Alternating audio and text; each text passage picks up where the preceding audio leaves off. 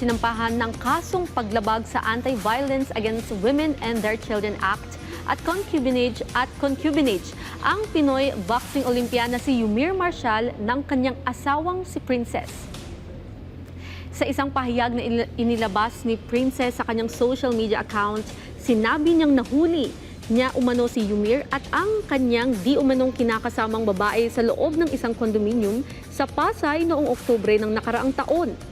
Sa kabila ng pakikiusap ng kanyang pamilya, binigyan pa rin umano ni Princess ng ilang pagkakataon si Yumir upang ayusin ang kanilang relasyon sa pamamagitan ng pagpirma ng Affidavit of Desistance, habang ang babaeng nakarelasyon umano ng boksingero ay lumagda sa isang compromise agreement.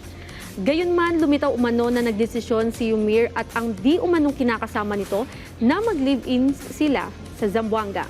Iginiit din ni Princess na kinuha umano ng boksingero ang lahat ng kanilang inipong pera at ginamit ito upang magpatayo ng bahay para sa kanilang dalawa ng kanyang kinakasama sa Zamboanga. Ibinahagi rin ni Princess na pinagbantaan din umano siya ng Pinoy boxer at sinabihang sisiguraduhin na hindi siya makakabalik sa Amerika o makakakuha ng kahit ano sa kanilang paghihiwalay. Samantala, dumepensa naman si Yumir at iginiit na hindi niya napagbuhatan ng kamay si Princess. Ayon pa sa atleta, hindi na umano maayos ang relasyon nila ng kanyang misis dahil noong matapos ang Olympics ay hindi na raw sila nagsasama ni Princess. Giniit din ni Yumir na kaibigan lang niya ang babae na nililing sa kanya at pumunta lang umano siya sa kondo para isoli ang wallet na naiwan ng babae sa kanyang sasakyan.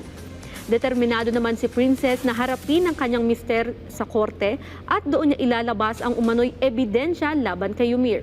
Ikinasal sina Yumir at Princess noong 2021 matapos manalo ang boksingero ng bronze medal sa 2020 Tokyo Olympics.